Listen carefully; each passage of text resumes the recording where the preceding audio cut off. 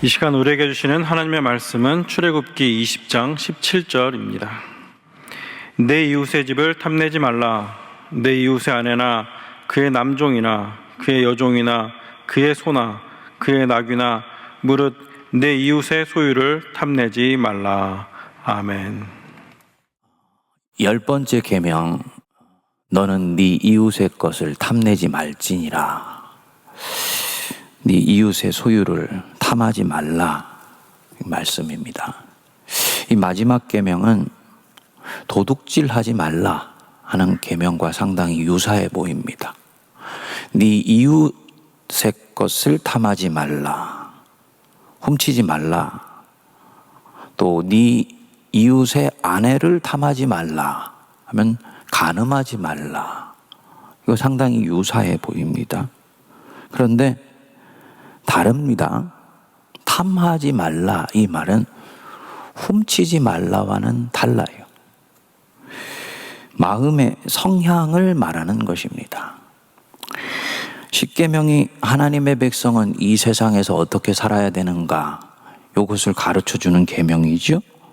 그래서 1계명부터 4계명까지가 하나님과 어떻게 관계를 맺어야 되는지를 말씀하고, 5계명부터 10계명이 사람과 어떻게 관계를 맺고 살아야 되는가를 말씀을 하는데, 이 5계명부터 9계명까지 네 부모를 공경하라, 살인하지 말라, 간음하지 말라, 도둑질하지 말라, 이웃에 대해서 거짓 증언하지 말라, 이 계명은 나의 행위, 행동에 관한 계명입니다. 외적인 것이에요. 반면에 이 10번째 계명, 너는 이웃의 것을 탐내지 말라, 이 계명은 내적인 것입니다. 내 마음의 성향, 나의 행동이 나오는 그 분출점, 화산으로 치면 분화구가 폭발한 그 눈에 보이는 내용물이 아니고 그 화산 용암의 저 밑바닥에 끓어오르고 있는 에너지를 얘기를 하는 것입니다. 첫 번째로는 행위가 나오는 마음의 본성을 주목해서 들여다봐야 된다, 이 뜻입니다. 겉으로는 도둑질하지 않았다 할지라도 이웃의 소유에 대해서 가지고 있는 탐심은 악한 것이다. 다 계명을 어기는 것이다, 이 뜻입니다. 그래서 이 계명은 내 마음에 일어나는 성향에 대해서 주목하게 합니다. 행동을 잘한다고 되는 것이 아니고요, 내 안에 일어나는 탐하는 마음 자체를 금하는 것입니다. 뭘 뜻하는 것일까요? 자신에 대한 경계를 절대로 늦추면 안 되며 너는 항상 깨어 있어야 된다는 것을 말하는 것입니다. 유혹이 찾아오게 되면 내 자신에 대해서 경계하던 마음이 느슨해지죠. 더 좋은 것을 보게 되면 나도 모르게 이 계명에 대한 집중력이 흩어지게 됩니다. 그리고 이때 악한 마음이 나오게 돼요. 그리고 시간이 지나면 이 악한 마음은 자연히 행동으로 발산되게 되어 있습니다. 그래서 하나님의 말씀을 어느 날 보니까 어겨서 살게 되는 거지요. 그 죄악이 진행되는 경로라고 말씀드릴 수 있습니다. 그런데 너는 이웃의 소유를 탐하지 말라, 이 계명이 우리에게 딱 떨어져 있기 때문에 이 욕망이 분출되는 이 시작점, 밑바닥에 지금 내 안에 움직이고 있는 이 마음의 성향에 집중할 수 있게 되는 거지요. 아, 이거 악한 마음이구나, 화들짝 깨어날 수 있게 해주시는 그런 계명입니다. 그렇기 때문에 이 10번째 탐심에 대한 계명은 마음의 윤리예요. 기독교는 윤리와 도덕을 바라보는 시각이 세상 윤리와는 다릅니다. 세상 윤리는 행동 여부에 초점이 맞춰져 있습니다. 기독교 윤리, 하나님 백성의 삶의 윤리는 행동이 나오는 그 마음 자체에서부터 시작이 되는 거예요. 마음의 음욕을 품은 자는 이미 간음한 자이다. 마음의 탐심을 품은 자는 이미 도둑질하는 자이다. 세상적으로는 도둑질 안 했기 때문에 걸릴 일이 없는 거지요. 그렇기 때문에 세상 사람들은 자고하고 자만할 수 있습니다. 하지만 기독교인들은 다르다. 그 마음을 품은 자체로 아파하고 속상해하고 살아계신 하나님께 부끄러워해야 된다. 빨리 회개하고 다시 그 마음이 들어오지 못하게 단속해야 된다. 이 10번째 계명은 그래서 내 마음을 깨어나게 하는 계명입니다.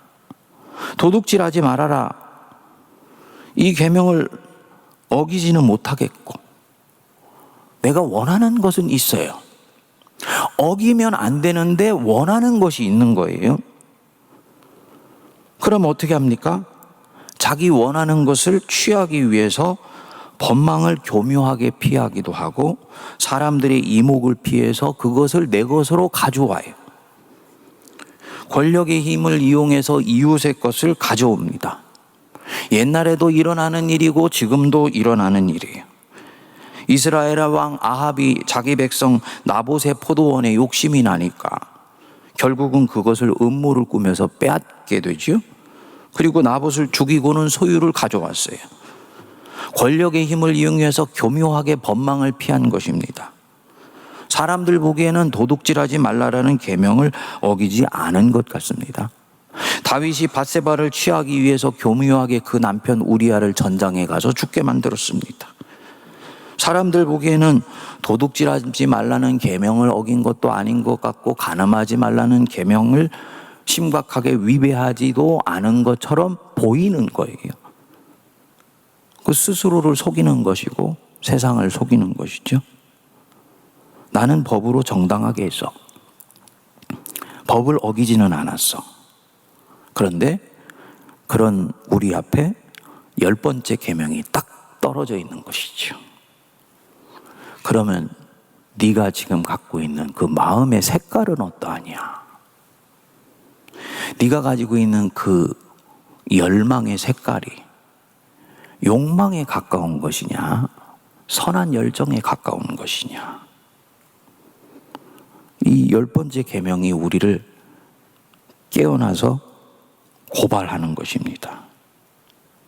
그리고 이 10번째 계명은 나를 알고 있어요.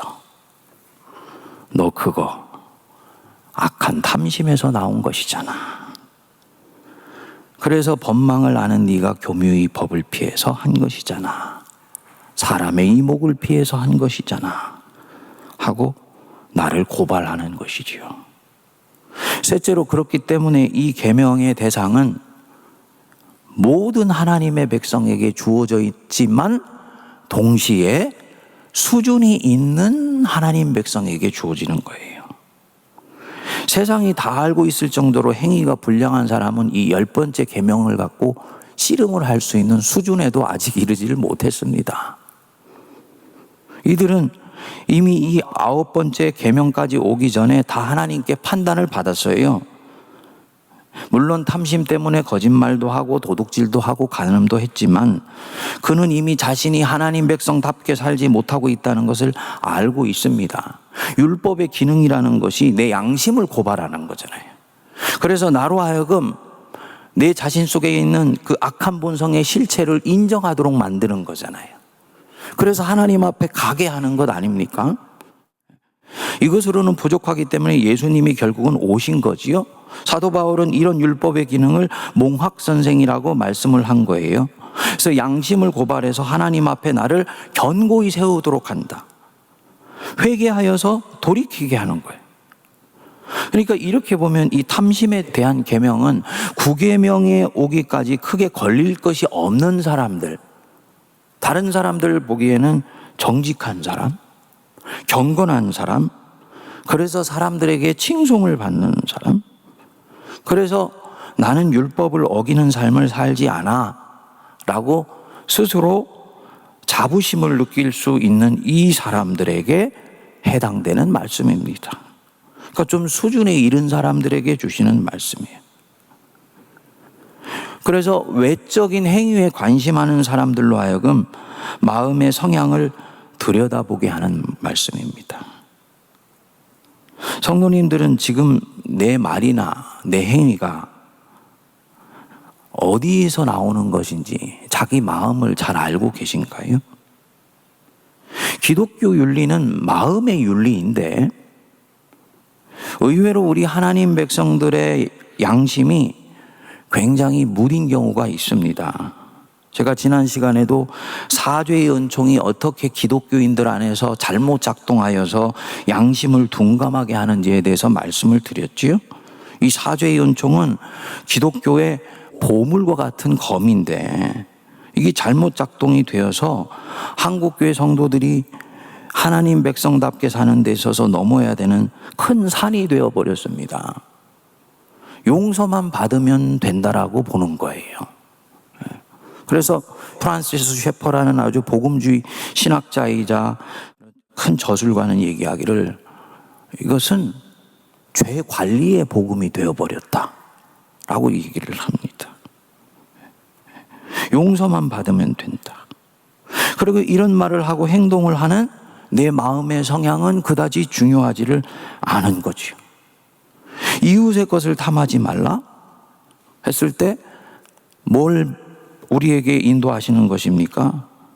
네 마음을 들여다봐라 하는 것입니다. 네가 그렇게 말을 할 때, 네가 그렇게 행동할 때 네 안에 무엇이 지금 움직이고 있는 것이냐, 요거 들여다보라는 거예요.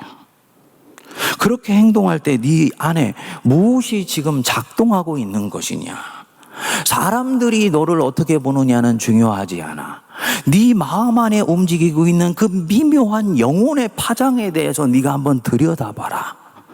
그게 탐심을 품지 말라, 이 뜻입니다. 넷째로 이 계명은 단순히 이웃의 소유를 탐하는 마음을 가지면 안 된다는 뜻만이 아니죠.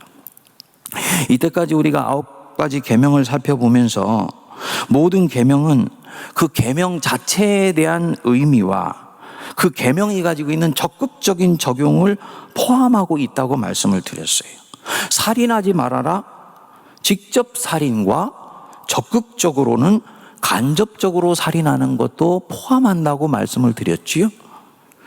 감사한 것이 이 계명을 얘기하는 것은 굉장히 부담스러운 일인데 우리 지난 주일날 우리 성도님 중에 한 분 30대 초반의 청년인 것 같더라고요. 저한테 예배 마치고 나서 질문을 해왔습니다. 목사님, 제가 방위산업체를 다니고 있습니다. 근데 목사님의 이 계명에 대한 해설을 듣기 전에는 자신이 방위산업체를 다니면서 무기를 만드는 회사에 다니는 것이 그렇게 문제가 있다는 생각을 하지 않았는데 내가 만든 무기가 정당한 방어를 위해서가 아니라 누구를 공격해서 죽이는 쪽으로 사용될 수도 있다라는 생각에 미치가 되니까 이 직업을 갖는 것에 대해서 고민해 보게 됩니다 라고 저한테 상담을 요청하더라고요. 얼마나 그 청년의 마음이 귀하게 여겨졌는지 모릅니다. 이거 직접 살인도 있지만 간접적이면서도 더 교묘한 종류의 살인이 있을 수 있는 것이죠. 그렇죠? 도둑질하지 말라. 직접적으로 물건 훔치는 것도 있지만 적극적으로 보면 내 이웃에게 가야 할 것을 내 것으로 가져오는 것, 도둑질이라고 말씀을 드렸죠. 거짓 증거하지 말라. 이웃에 대해서 거짓 증언하는 것도 있지만 적극적으로는 거짓말하는 모든 것들을 얘기하는 것일 수도 있지요. 하얀 거짓말, 이 부분들은 또 다른 얘기예요. 누군가의 생명을 보호하기 위해서 하는 거짓말. 사실은 이 계명의 영역으로 들어가면 굉장히 많은 이 기독교 윤리와 삶의 적용을 놓고 우리 안에서 논쟁이 일어나야지 정상적인 것입니다. 여기 마찬가지로 이웃의 소유를 탐내지 말라. 이 말씀은 이웃에게 피해가 가는 그 어떤 마음의 소망도 네가 가지면 안 된다, 이 뜻만이 아니고 적극적으로는 하나님 기뻐하시지 않는 탐심은 버려야 된다, 이 뜻입니다. 돈에 대한 탐심 버려야 된다. 잘못된 성에 대한 탐심 버려야 된다. 물질에 대한 탐심 버려야 된다. 권력에 대한 탐심을 버려야 된다. 선한 열망이 아닌 일체의 욕망을 버려라. 질문이 나옵니다. 그럼 도대체 인생을 무슨 재미로 살라는 거냐? 그건 내일하고 모레 살펴볼 것입니다. 굉장히 중요한 주제이기 때문에 굉장히 중요한 주제입니다. 살짝만 말씀을 드리면요, 우리가 선한 열망을 가지고 끝까지 주님을 향해 가기 위해서는 이 선한 열망 안에 기쁨이 넘쳐야 돼요. 기쁨이 없는 어떤 열망도 오래 지속하지를 못합니다. 그 열망을 꺼트리고 새로운 열망을 붙이는 것이 아니고, 하나님은 인간을 우리 그렇게 만드시지 않았어요. 나쁜 쪽으로 가고 있던 이 열망, 욕망이라고 얘기하는 것이죠. 이 욕망의 방향을 더 새롭고도 온전하면서 동시에 나 이거 하고 싶어 라는 쪽으로 방향 전환을 해줄 수 있을 때만 이 계명은 결국 지킬 수 있는 계명이 되는 거예요. 이해가 되십니까? 그러니까 여기까지 우리가 사실 말씀을 묵상하면 모든 게 하지 말라는 것 투성이니까 도대체 내가 삶을 살 의욕과 동기가 안 일어나는 거지요. 그렇죠? 모든 거 다 탐심 버리라 그러면 기업가가 물건을 생산할 열망이 어디서 나오겠냐, 이런 질문이 나오게 되는 것입니다. 그건 내일하고 모레 같이 살펴볼 것이고요. 어쨌든 그래요. 그래서 일체의 열망을 버려라 라는 것입니다. 이것을 통제하지 못하니까, 결국은 이 탐심을 통제하지 못하니까 위에 있는 계명을 어기게 됩니다.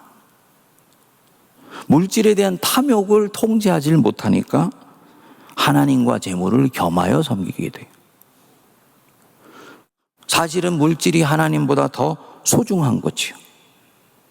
우리가 지금 서 있는 이 문명, 물질주의 문명이잖아요. 이것은 명백하게 문명 자체가 하나님 외에도 물질을 섬기는 우상 숭배를 정당화하고 있는 문명입니다.